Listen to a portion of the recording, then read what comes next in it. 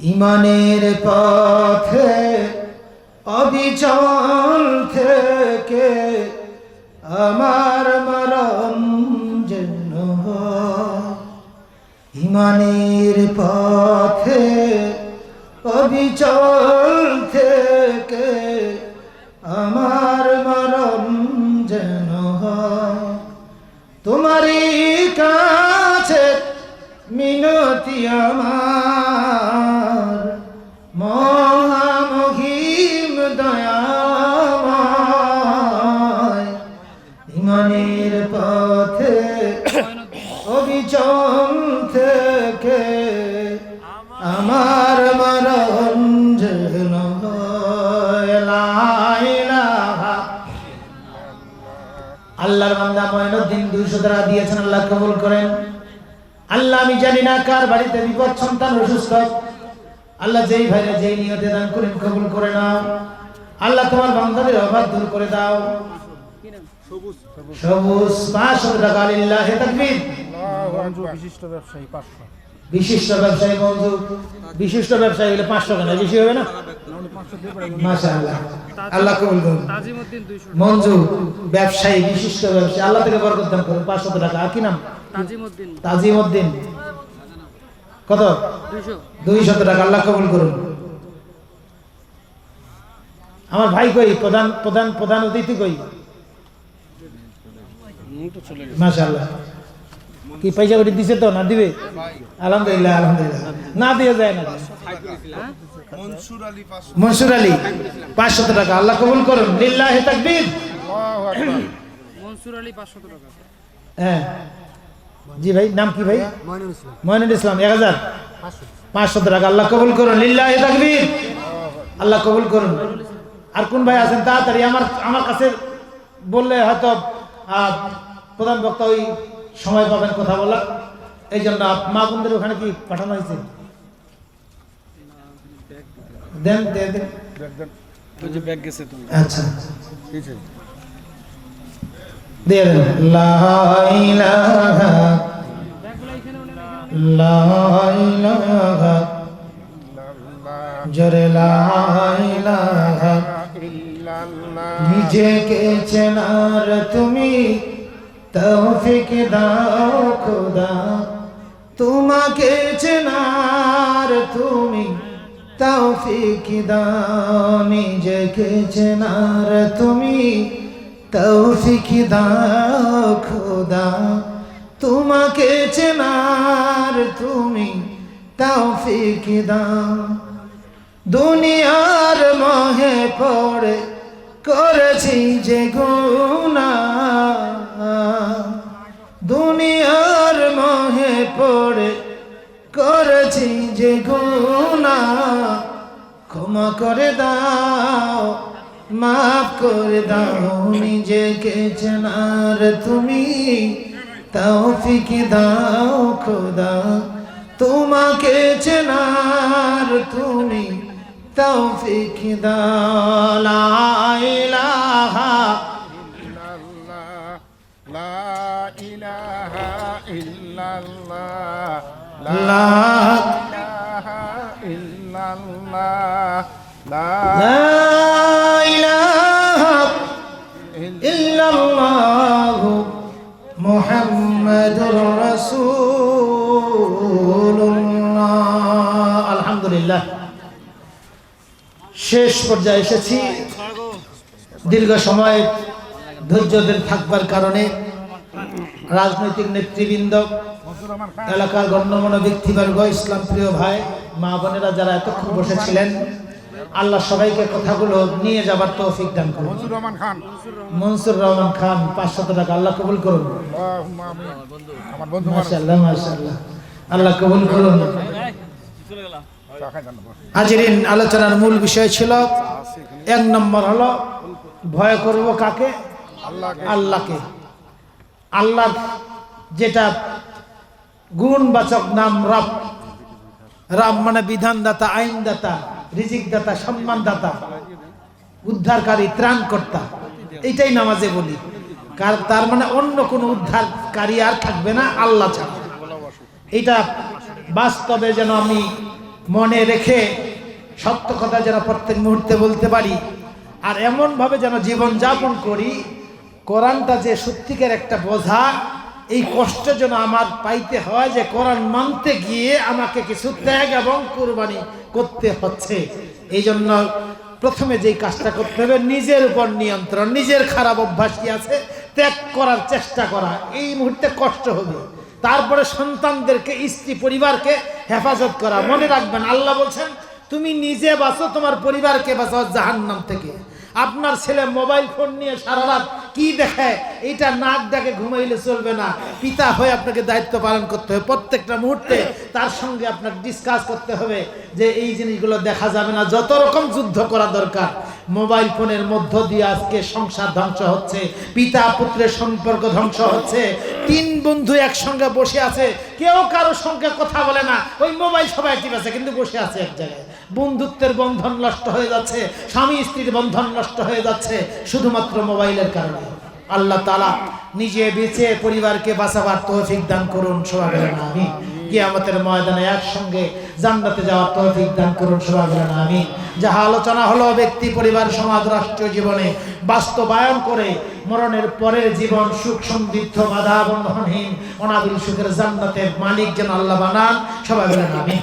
সুবহানাকাল্লাহুম্মা বিহামদিকা আশহাদু আল্লা ইলাহা ইল্লা আনতা আস্তাগফিরুকা ওয়া আতুবু ইলাইক। আসসালামু আলাইকুম ওয়া রাহমাতুল্লাহি ওয়া বারাকাতুহু। আল্লাহ তাআলা বলেন তাদের উপর আমি রহমত নাযিল করলাম। যে তারা বসে থাকবার পরে কি সিদ্ধান্ত নিয়েছে, যে আল্লাহ ওয়ালা সিদ্ধান্ত নিয়েছে তোমার কথাগুলো শুনবে, কষ্ট হইলেও গ্রহণ করবে, যেহেতু এটা ঔষধ। কোরআনটা কিন্তু ঔষধ হিসাবে বলা হয়েছে, রোগ নিরাময়। قد جاءكم برهان من ربكم وأنزلنا إليكم نورا مبينا।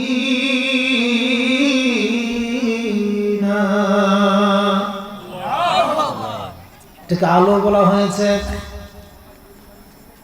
অন্ধকারাতে যখন আলো জ্বলে ওঠে তখন মন ফ্রি হয়ে যায়। রোগ আক্রান্ত হওয়ার পরে যখন রোগগুলো, চোখগুলো বন্ধ হয়ে যায়, ইঞ্জেকশন দেওয়ার পরে যখন হুঁশ ফিরে আসে, চোখটা খুলে দেখে, তখন আলো দেখে ভালো লাগে। আল্লাহ রাব্বুল আলামিন বলছেন পৃথিবীর মানুষ হাঁটতেছে অথচ মানুষ বলতেছে আমি চোখ দিয়ে সরিষার ফুল দেখতেছি, অন্ধকার দেখতেছি। দেখে না অন্ধকার, চতুর্দিকে মামলা, ছেলে অসুস্থ, টাকা নাই, চাকরি নাই, কি চোখ থাকতে অন্ধ না? চোখ দিয়ে অন্ধ দেখতেছি। ইয়া আইয়ুহান নাস قد جاءتكم موعظة من ربكم وشفاء لما في الصدور।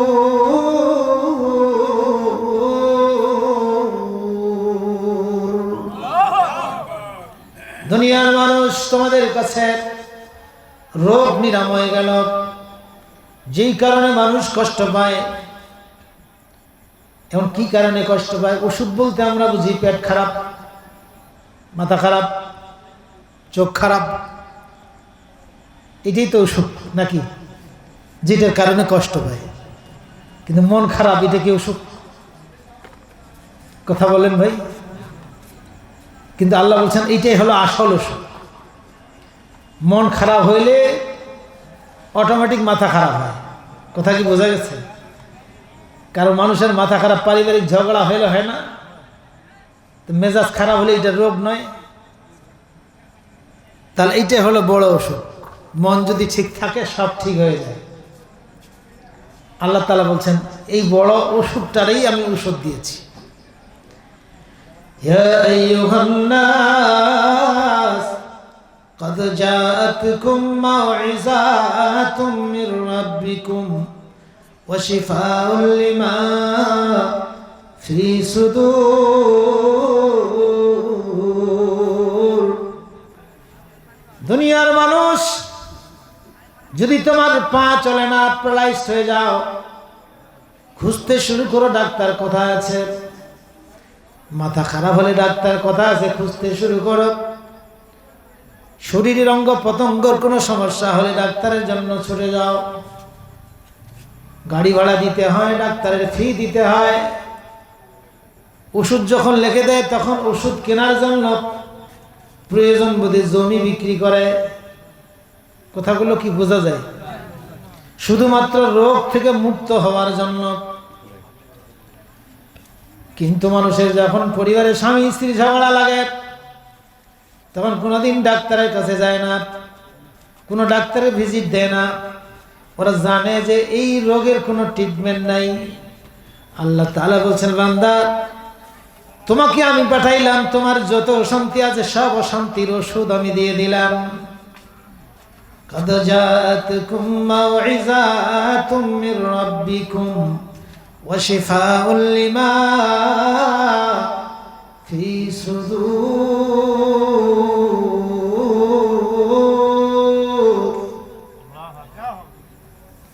ছয়টা আয়াত আল্লাহ তাআলা বলছেন, ছয়টা আয়াতের মধ্যে এই রোগ নিরাময় ওষুধের কথা বলেছেন।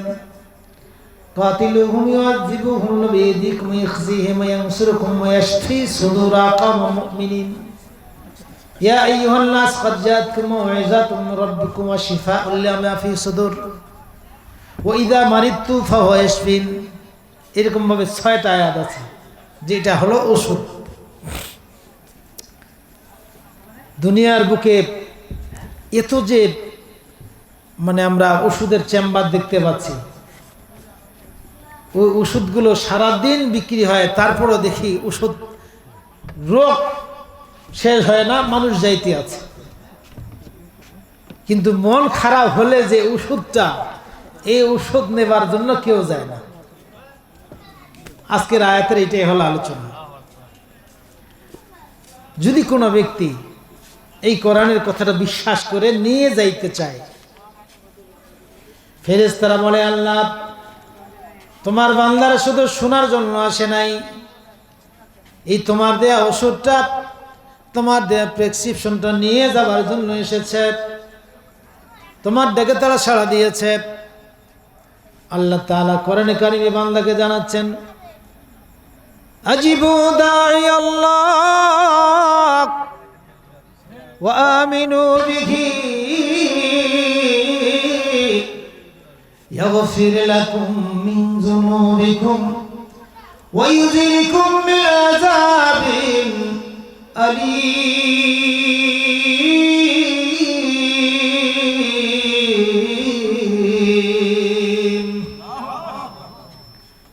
বান্দা, দুনিয়ার বুকে যদি ডাক্তার তোমাকে বলে এই ওষুধটা একটু তিতা হবে, আপনি বলবেন যে ভাইটা বাদ দেন, মিষ্টিটা দেন, বলবেন তো নাকি?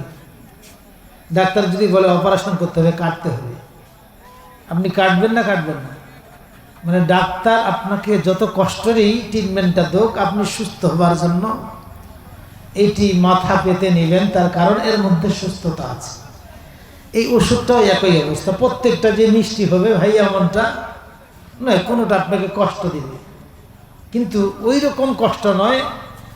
এই পৃথিবীতে যে অজ্ঞান করে ইঞ্জেকশন দিয়ে তাকে অজ্ঞান করে একেবারে কাটাছেড়া করে, এত বড় কষ্ট নয়। শুধুমাত্র আপনাকে মেনে নেবার মানসিকতা নিয়ে কথাগুলো শুনতে হবে। হয়তো এই কথাটা আপনার ব্যবসার বিরুদ্ধে যেতে পারে। সুদ খাওয়া অনেক মানুষ আছে না, টাকা বসায় দেয়, এখনো আছে কৌশলে গোপনে। আগে প্রকাশ্য ছিল,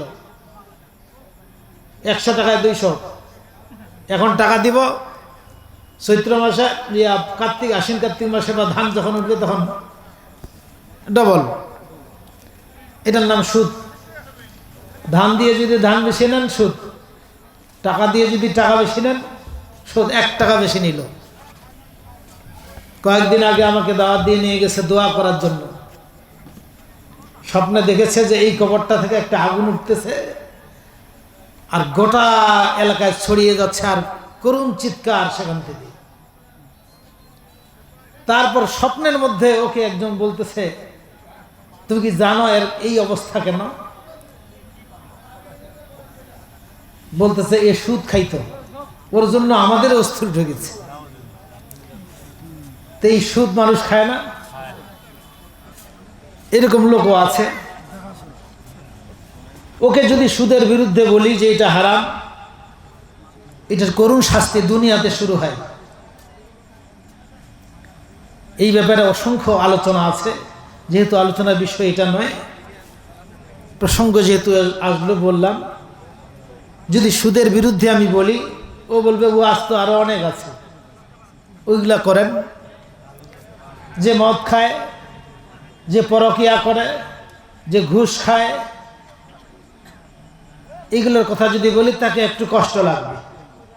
কিন্তু আল্লাহ তাআলা বলছেন কষ্ট লাগুক, আমার বান্দা তো, আমার বান্দাকে যখন ডাক্তার বলে যে এই ইঞ্জেকশনটা করেন, ইঞ্জেকশনটা কিন্তু একটু ব্যথা আছে, আমার বান্দা তো ডাক্তারের কথা শোনেন না ভাই?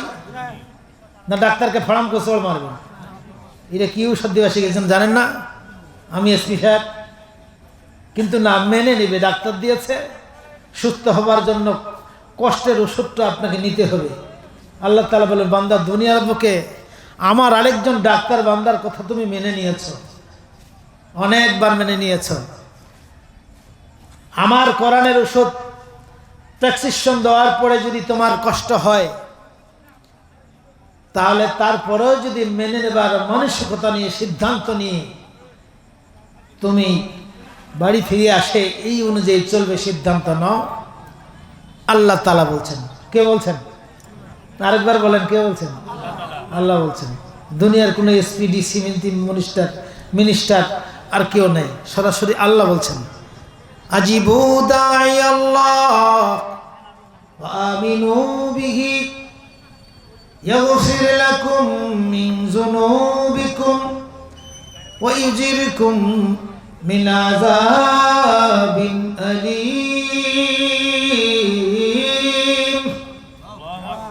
বান্দা তোমার জীবনের গুনাহগুলো আমি মাফ করে দেব। জীবনের গুনাহ মাফ, যে সহজ কথা নয় তো। এই পাওনাটা তো ছোট্ট পাওনা নয় ভাই। ইয়াগফির লাকুম মিন যুনুবিকুম ওয়া ইউজিরকুম মিন আযাবিন আলীম।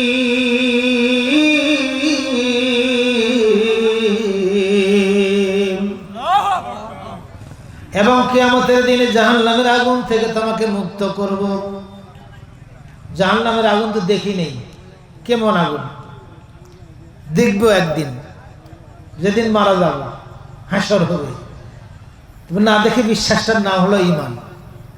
যদি কেউ জান্নাত না দেখে জান্নাত যাইতে চায়, আল্লাহ তাকে আজ হোক, কাল হোক, অনন্তকাল পরে হোক জান্নাত দিবেন। ওই যে বিশ্বাস করেছে জান্নাত আছে, ওই যে জান্নাতের আশা একদিন রাগকে হজম করেছিল, জান্নাতের আশা একটা মানুষকে সাহায্য করেছিল, জান্নাতের আশা একটা বিচার ফায়সালা ঠিক করেছিল, ওই আশায় যারা করবে।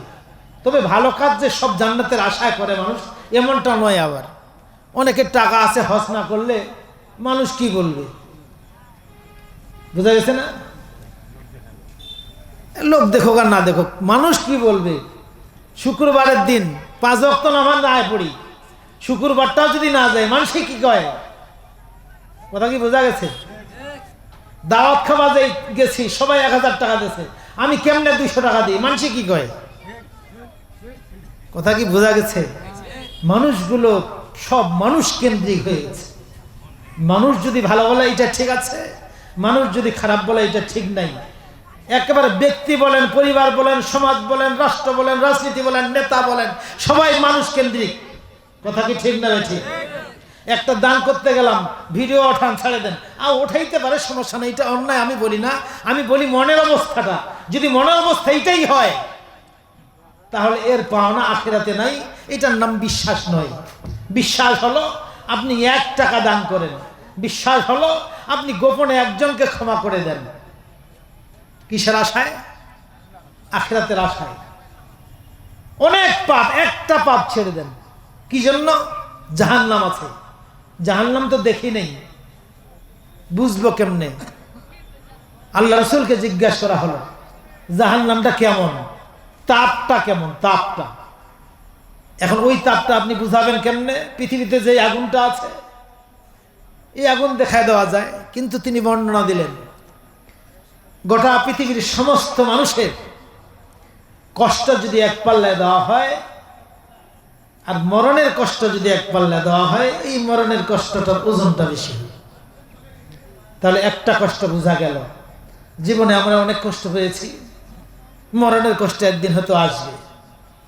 পৃথিবীর সমস্ত মানুষের মরণের, আপনার অ্যাক্সিডেন্টের কষ্ট, মা বোনদের সন্তান প্রসবের কষ্ট, দাঁতের ব্যথা, মাথার ব্যথা, অপারেশনের ব্যথা যা আছে, সব কষ্ট যদি এক পাল্লায় দেওয়া হয়, একটা মৃত ব্যক্তির মরণ যখন হবে তখন বলবে সবচাইতে এই কষ্টটা বেশি।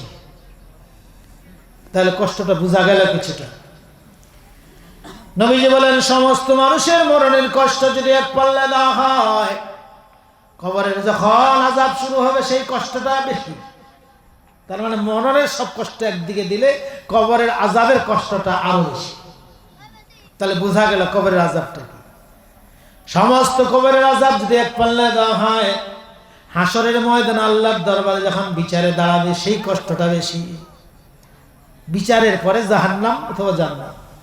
আর সমস্ত হাসরবাসীদের কষ্ট এক পাল্লা দিলে যত হবে, জাহান্নামের আগুনের উত্তপ্ত এই শাস্তিটা তার থেকে বেশি। তাহলে এখন কিছুটা বোঝা গেছে। যদি কোনো ব্যক্তি ওই জাহান্নামের কথা স্মরণ করে না দেখে একটা কাজ করে, ধরে নেন আপনি আইল পাড়তে গেছেন, আইল পাড়া বুঝেন তো, আগে আগে ছিল বেশি, এখন ট্রাক্টর আছে তো এখনো আছে আইল পাড়া। আপনি ইচ্ছা করে একটা কোদাল মারে ওইটা আপনার দিকে নিয়ে নিলেন। ঠিক এইরকম ভাবে প্রত্যেকটা জায়গায় যে সীমা রাখা আছে, ব্যক্তি স্বার্থে, পারিবারিক স্বার্থে, রাজনৈতিক স্বার্থে, জানার পরেও আপনি বেইনসাফি করলেন। এই মুহূর্তে আপনি মনে করলেন না এই শাস্তি আমাকে আখেরাতে জাহান্নামে পাইতে হবে, না এই কাজটা করব না, অনলি ফর ওয়ান, একবার আপনি এই কাজটা করলেন। এই কাজটা করতে বাধা আপনাকে দিল কে? ডিসি, এসপি বা বাবা, দলের নেতা? আপনার বিবেক আপনাকে দিল। তার মানে আপনি জাহান্নামকে বিশ্বাস করেছেন, ভয় করেছেন। তাফসীরের বর্ণনা এসেছে ওই দিনের গোটা পৃথিবীর সমস্ত মানুষের নফল ইবাদত এক পাল্লা দিলে যত সওয়াব হবে তার থেকে বেশি সওয়াব এই ব্যক্তিটার। তাহলে একটি মানুষ বেঁচে থাকতে প্রত্যেকটা মুহূর্তে কত ইনকাম করতে পারে? একা বসে আছি, মোবাইল দেখতেছে, যুবকেরা মোবাইল ফোন, খারাপ সিন, দৃশ্য, এটা দেখে কখন? নীরবে দেখে, কেউ দেখে না। প্রত্যেকটা সময়, প্রত্যেকটা মুহূর্তে বান্দা জান্নাত অর্জন করতে পারে যদি ভয় করে ওই জাহান্নামকে। আল্লাহ তাআলা বলছেন ওই জাহান্নামের আগুন থেকে তোমাকে মুক্ত করব। আজিবু দাঈ আল্লাহ ওয়া আমিনু বিহি ইয়াগফির লাকুম মিন যুনুবিকুম ওয়া ইউজিরিকুম মিন আযাবিন আলীম।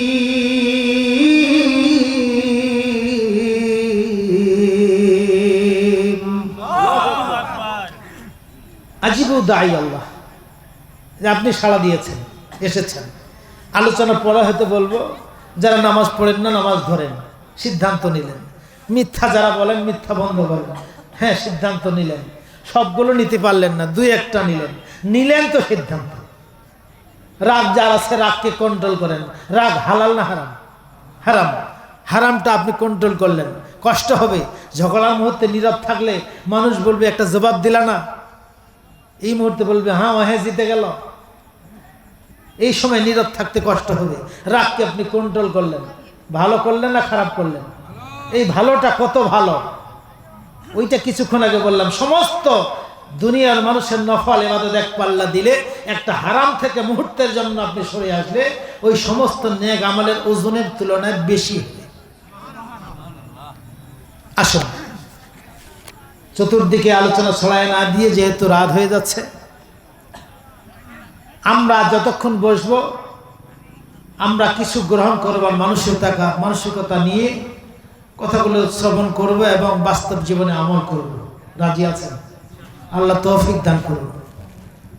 ভাই, রাজি না থাকলে উপায় নাই। ছোটবেলার ছোট্টকালের বন্ধুরা আজকে পাওয়া যায় নাই, খুঁজেও পাওয়া যায় না। আছে 12 বছরে দেখা হয়নি, হঠাৎ করে দেখা হলো। যেও দেখা হলো আপনার পারিবারিক ব্যস্ততার কারণে ছোট্টবেলার খেলার সাথীর সঙ্গে আপনি আর সময় দিতে পারলেন না, কারণ পরিবারের মধ্যে অনেক ঝড়, অনেক পেরেশানি আপনার মাথায় চেপে বসেছে। আপনার কৈশোরের জীবনের বন্ধুরা নাই, শুধু বন্ধু নয়, যৌবন পার হয়ে গেছে, যৌবন আমার কাছ থেকে সরে গেল। এই যে যাইতে শুরু করেছে, কত সূর্য উঠা দিন দেখলাম, সব দিনগুলো চলে গেল। এরপরে আমার জীবন থেকে আমার স্মৃতি কমে যাচ্ছে, প্যারালাইসিসের মধ্য দিয়ে আমার হাত অকেজ হয়ে যাচ্ছে, আমার রাজনৈতিক পাওয়ার চলে যাচ্ছে। কতজনের কত পাওয়ার ছিল দেখেন নাই? তারা আজকে হাতে হ্যান্ডকাপ পরা অবস্থায় পূজা হয়ে হাঁটতেছে। ওরা ভাবে নাই কোনোদিন যে এই অবস্থা আসবে। এমনি করে করে সব কিন্তু চলে যাচ্ছে। এমন একদিন ছিল, এই জায়গাটা বিচরণ ভূমি ছিল, এখানে আবাদ করত। মনে আছে যেদিন শুরু হয়, আসছিলাম আমি। আল্লাহ কিছু বান্দার জমি দান করেছেন, এখানে প্রতিষ্ঠান হয়েছে। যারা দান করেছেন ওরা হয়তো কিছুদিন পরে থাকবেন না, এই প্রতিষ্ঠানটা থাকবে। এখানকার শিক্ষক, বর্তমান শিক্ষক, ছাত্র, এরা একদিন থাকবে না, কিন্তু এই ঘরটা থাকবে কিয়ামত পর্যন্ত। এটা থাকবে। প্রতি বছর হয়তো মাহফিল হবে, শ্রোতা থাকবে, আমি থাকবো না, আপনি থাকবেন না। নতুন বক্তা, নতুন শ্রোতা আসবে, নতুন শিক্ষক আসবে। এই পৃথিবী চলতেই থাকবে, কিন্তু আমার কোলাহল বন্ধ হয়ে যাবে। আমার জীবনের সূর্য যেদিন ডুবে যাবে, আর কোনোদিন জীবনের সূর্য উদিত হবে না। তাহলে আমি চলে যাচ্ছি, কোনোদিন পৃথিবীর বাসিন্দা হতে পারবো না। আমার বাড়ি আছে, বাড়ি থাকবে, বাড়ির বংশধর থাকবে, কিন্তু ওইখানে আমার আর জায়গা নাই। আমি যদি উঠেও আসি, আমাকে আর জায়গা দিবে না, বলবে ভূত। কি কথা ঠিক না ঠিক? ঝাড় ফুঁক করবে। এই হলো বাস্তবতা। তাহলে জীবনে যাহা কিছু অর্জন করেছি, এটি আমার কাছ থেকে আস্তে আস্তে চলে যাবে। এই আজকে যে এখন বসে আছেন, এটাই হলো আপনার অর্জন। এটা আপনার সাথে থাকবে, এটা আপনার বন্ধু হবে। যেদিন মানুষগুলোকে নিয়ে যাবে কবরে, তাফসীরের বর্ণনা এসেছে, এমন ভাবে আমরা চিৎকার করব, আল্লাহর নবী বলেন, ওই লাশটার চিৎকার যদি পৃথিবীর কোনো মানুষ শুনতো, পৃথিবীর কোনো মানুষ তাকে বাড়ি থেকে বের করতে পারত না। সে আকুরান করে চিৎকার করে বলে, আমার কষ্টের গড়া বাড়ি, এই বাড়িতে আমরা তিলে তিলে তোমাদেরকে বড় করেছি। সন্তান, তুমি কেমন করে আমাকে বের করছো? তুমি এত নির্দয় কেমন করে হলা? কিন্তু সন্তান শুনবে না। শেষ পর্যন্ত 3 বার থামে, জানেন তো? এর বেশি আর থামবে না। জানাজার কাতারে যখন দাঁড়াবে, সন্তান ক্ষমা চায়। আপনি আমি তখন কি বলবো জানেন? যে বাবা, তুমি আমার জন্য কেন ক্ষমা চাইবা? আমি নিজে চাই একটু, আল্লাহ আমাকে সুযোগ একটু দাও। ওই যে বন্ধু দেখা যায় ঝগড়া করেছিলাম, আমি নিজে ক্ষমাটা চাই। অমুকজন টাকা পাবে, এটা দিয়ে আসি। তোমাদের জন্য যে জমিটা আত্মসাৎ করেছিলাম, ওইটা আমি ঘোষণা দেই। আল্লাহ একটু সুযোগ দেন, কিন্তু সুযোগ আর দেওয়া হবে না। আমি তখন বলবো যে যাক, লোকগুলো তো আসলো আমার কাছে, এরা বোধহয় থাকবে। কিন্তু জানাজা করে অনেকে মাটি না দিয়েই চলে যায়, অনেকে আবার দেয়। যারা দিতে আসছে, এদের ব্যাপারে আপনি আমি বলবো যে এরা বোধহয় থাকবে। কিন্তু যখন 2 জন নামবে, সবাই চলে যাবে, মনে করবে যে এই 2 জন অন্তত থাকবে।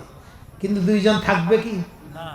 এই 2 জন যখন উঠবে, তখন সে চিৎকার করবে, হায় রে পৃথিবী, তোমার জন্য এত কিছু করলাম, এত চায়ের আড্ডায় তোমাদেরকে সময় দিলাম, স্ত্রী, পুত্র, সন্তান, স্বামী, যার জন্য যত কিছু করেছি, সবাই তোমরা চলে গেলা, আমার কি কেউ থাকবে না?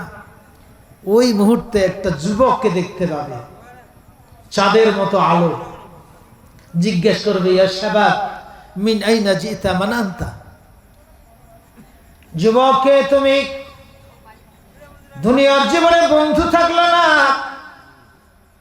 স্ত্রী পুত্র কেউ পাশে আসলো না, আমার প্রাণের বন্ধু যার জন্য রাত জেগেছি সেও নাই, আমার রাজনৈতিক বন্ধু যে আমার জন্য 1-200 ভোট দিয়েছে, এরকম লোক আছে না? জাল ভোট আর কি, যদি সুযোগ পাই, ওটা জাল বলে না, ওটা ডাইরেক্ট। এরকম কাজ করে না অনেকে, সুযোগ পাইলে ছাড়ে না।